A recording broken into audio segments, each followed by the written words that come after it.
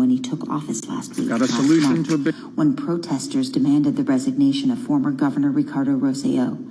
He and his officials were caught in a texting scandal, saying disparaging things about ordinary Puerto Ricans and political rivals. In New York, Michelle Kasky, Bloomberg Radio. Police in Southern California have arrested a man after a robbery and stabbing spree that left 4 dead and 2 injured. Police say the rampage began with a robbery at an apartment complex in Garden Grove, killing 2. Then the suspect fatally stabbed a victim at a Subway sandwich shop and finally shot a security guard at a Santa Ana 7-Eleven, where he was arrested. Garden Grove Police Lieutenant Carl Whitney. We have a suspect kill 4 people in one day and attacked other people that just are innocent victims. It's pure evil when this happens. Whitney says the only known motive seemed to be, quote, robbery, hate, homicide. Canadian police say they believe the 2 fugitives suspected of killing a North Carolina woman, her Australia boyfriend, as well as another man, have been found dead in dense brush in northern Manitoba. Assistant Royal Canadian Mounted Police Commissioner Jane McLatchie. To the officers involved in the search, I commend you for your determination, your innovation, for never giving up, and for working night and day to bring this search to a conclusion. A new UN scientific report says climate change is hitting us where it counts, the stomach, not to mention the forest, plants, and animals.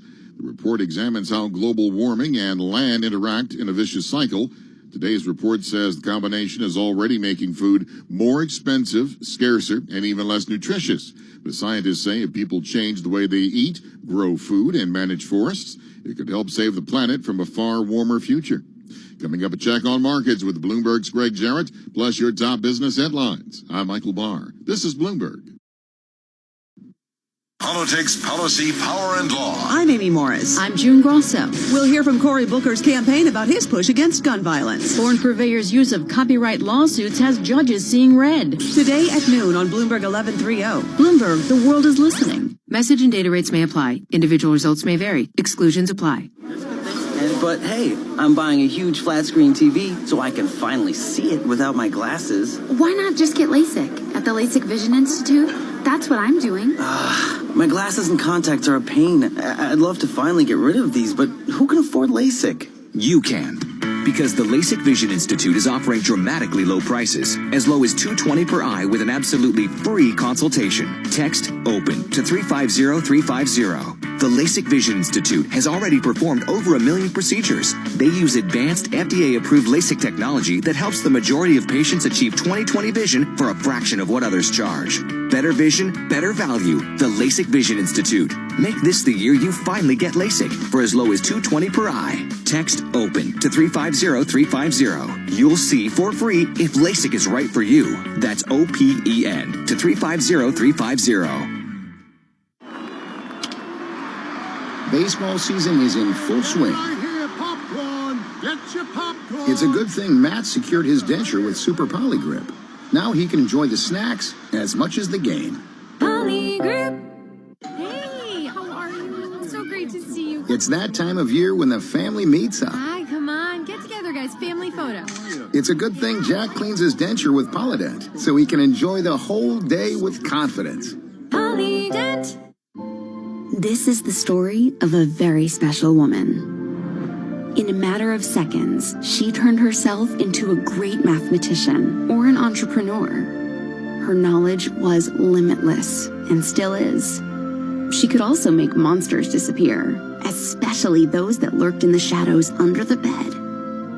Once, this woman put back together a teenage girl's broken heart, which had been shattered in 1,000 pieces. Just by giving her a bear hug.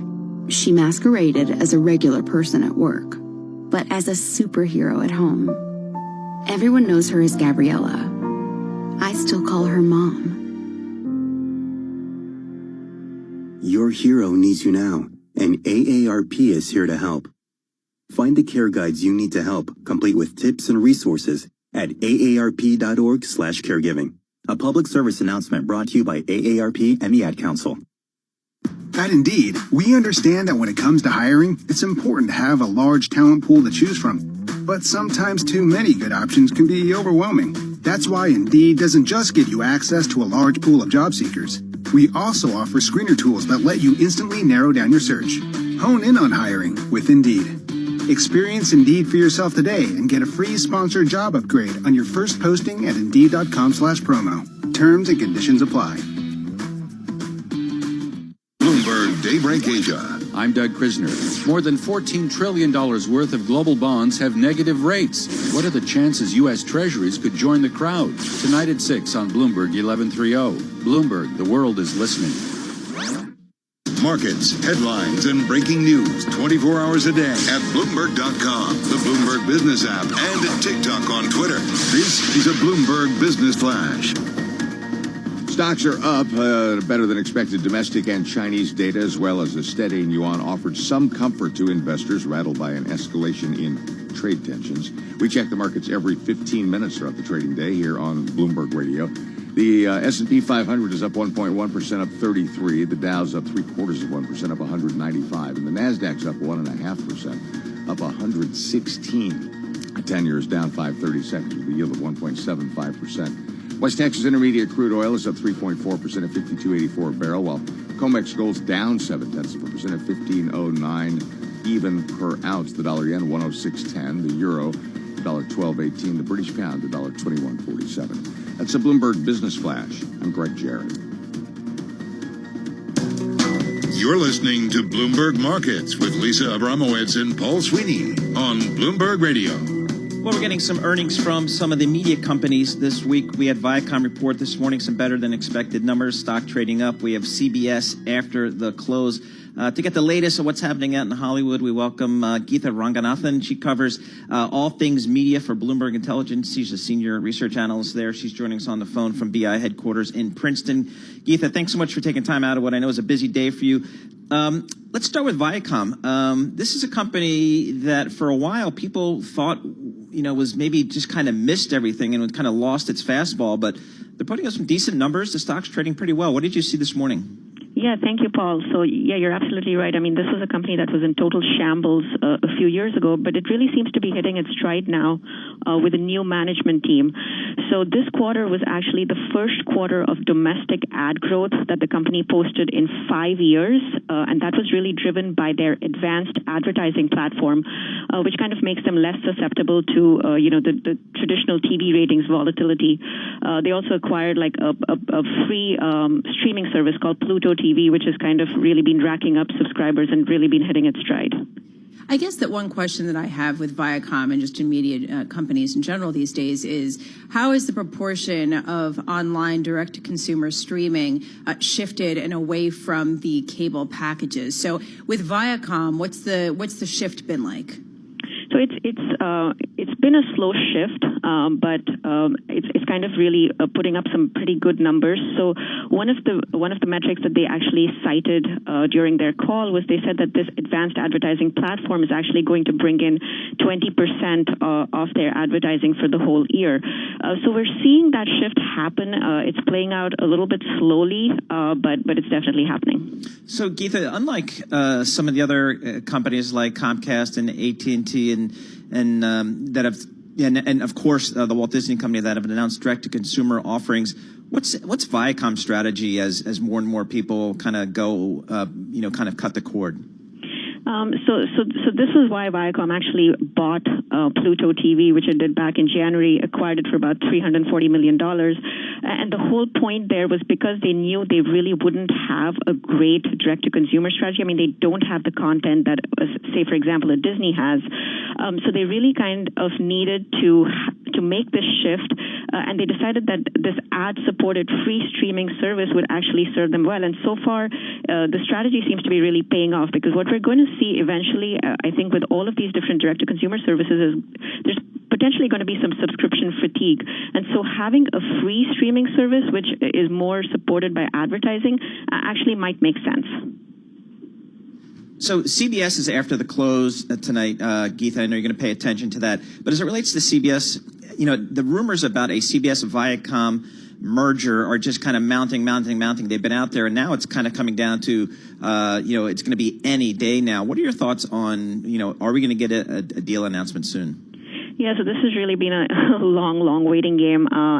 Last week, at the end of last week, there was some reports that a tentative agreement has been reached in terms of the management structure. So the two real big sticking points all along have been, price, which is, the exchange ratio, and the management structure. It looks like the management issue has been kind of put to rest. Again, the price discussions seem to be ongoing. I'm not sure whether we're going to actually get an announcement today, but reports are out that it should be anytime soon. So CBS and AT&T, evidently Yes. people will get their shows back. Dave Wilson is very happy because he was a DirecTV customer, and he lost his CBS programming. Yeah, there was a blackout that started July 20th, and it kept CBS. Tell us what actually it was, and how this resolution will actually be felt. CBS programming was actually blocked out on AT&T systems for about 10 days now. And really, this was just part of a usual carriage renegotiation process that kind of comes up every 3 to 5 years. What's happened, though, for AT&T is they're kind of really bleeding on the video side. So they actually posted close to almost 1 million video subscriber losses in 2Q. And that's almost 2/3 of the entire losses of the industry. So it was kind of critical for them to get the deal done because if they hadn't, they would only precipitate that decline.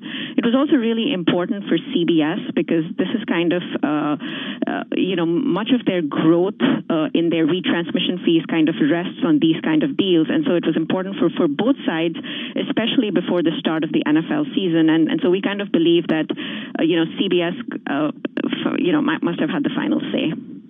So, Keith, I'm looking at some of the big media stocks that you cover, and a lot of them are up, 20% plus for the year. And I'm kind of thinking a little surprised by that because the cord cutting issues are so important and so critical. Netflix continues to add subscribers. What do you think? How do you think investors are really looking at some of these big media stocks today? So I think the big story this year has